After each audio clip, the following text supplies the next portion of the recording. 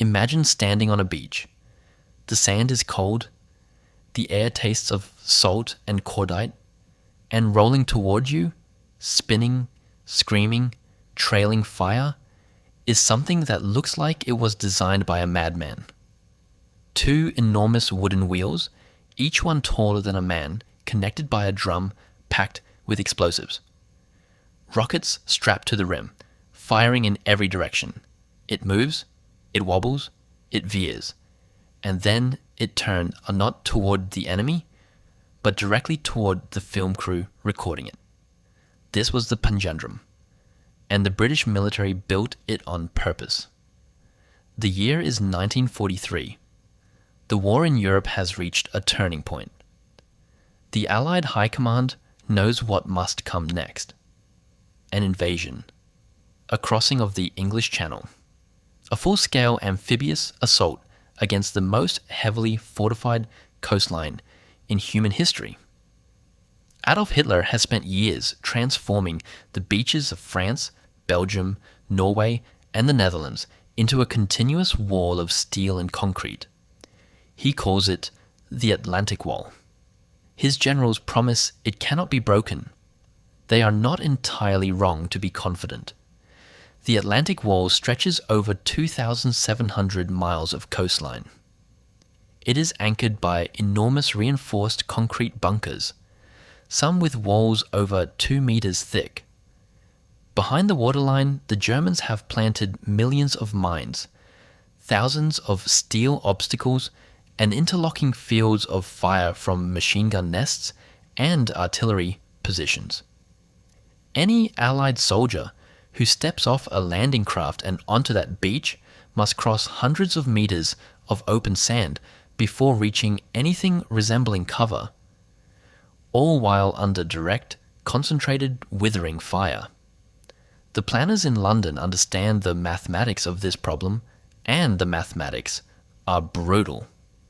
Even with overwhelming air support and naval bombardment, the concrete structures of the Atlantic Wall will not simply collapse. They have been designed to absorb punishment. The walls are reinforced with steel rods. The firing slits are narrow. A direct hit from a naval gun might crack the surface. It will not guarantee destruction, and inside those bunkers, enemy soldiers will keep firing until something gets close enough, very close, to silence them permanently. Traditional explosive charges placed by infantry engineers are one solution. But infantry engineers must first survive the crossing of the beach. In the planning stages for what will eventually become Operation Overlord, British military scientists are asked a deceptively simple question. How do you deliver a massive explosive charge directly against a hardened bunker wall without risking the life of a soldier to place it there? The answer, they decide, is to make the charge move on its own. Enter the Department of Miscellaneous Weapons Development. This is not a department that thinks conventionally. These are the architects of some of the strangest and most ingenious weapons of the Second World War. Devices that operate at the precise intersection of brilliance and complete lunacy. The department is tasked with solving problems that no standard military procurement process would ever entertain. They are given resources, given freedom, and given very little oversight. The results are, to put it generously, unpredictable. Their solution to the Atlantic Wall problem is what they call the Panjandrum. The name comes from a nonsense poem written in the 18th century. A deliberately absurd title for a deliberately absurd weapon, and absurd it undeniably looks. The basic concept is this: 2 large wooden wheels, each approximately 1.5 meters in diameter, are connected by a central wooden drum. That drum contains approximately 180 kilograms of Nobel's explosive number 8, a powerful British military explosive.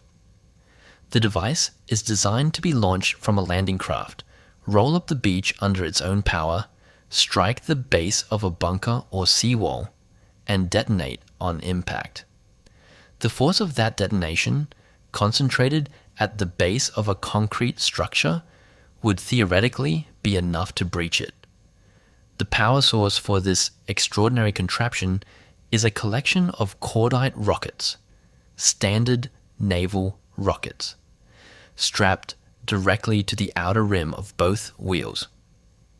As the rockets fire in sequence, they spin the wheels, and the spinning wheels drive the whole apparatus forward across the sand. In the original design, each wheel carries 12 rockets. That is 24 rockets in total across the complete device. In later iterations, as engineers struggle to generate sufficient thrust, the number climbs dramatically. Eventually, the Panjandrum carries 70 rockets across both wheels, a spinning, roaring Catherine wheel of explosive propulsion, 10 times the size of anything you would see on a firework display rolling at speed across an open beach. The theory is sound. The execution, as testing will very quickly demonstrate, is another matter entirely. Trials begin in the summer of 1943 on the beaches of Westward Ho in Devon, on the southwest coast of England. The location is chosen for its wide, flat sands and its relative isolation. A small group of military observers, engineers, and, crucially, a film crew from the Royal Navy are present to document the experiments. What they record over the following months will become one of the most remarkable pieces of military test footage ever captured. The initial trials are, in the most charitable possible terms, promising in concept and catastrophic in practice. The rockets do not always fire in the correct sequence. When one side generates more thrust than the other, the Panjandrum does not travel in a straight line. It curves, it spirals, it doubles back on itself. On one famous occasion, with senior Admiralty officers watching from the dunes, it turns sharply and heads directly toward the assembled observers, scattering admirals and film crews alike across the beach. But the engineers do not give up. Not yet. Because despite everything, the idea is still alive. And Britain is still desperately searching for a way to crack the Atlantic Wall. The engineers return to the drawing board again and again through the autumn of 1943 and into the early months of 1944. They adjust the rocket configurations, alter the wheel geometry, experiment with different beach surfaces and different launch angles. Each trial produces new data. Each trial also produces new disasters. The rockets tear loose from their mountings. The wheels crack under the stress of uneven thrust. On one occasion, a Panjandrum sheds its rockets entirely mid-run, sending them skittering across the sand in every direction like burning serpents. The fundamental problem cannot be engineered away. It lives in the very heart of the design. Cordite rockets of the 1940s are not precision instruments. They burn unevenly. They generate inconsistent thrust. Strap 12 of them to a wooden wheel and ask them all to fire in perfect sequence, and you are asking for a level of reliability that the technology of the era simply cannot deliver.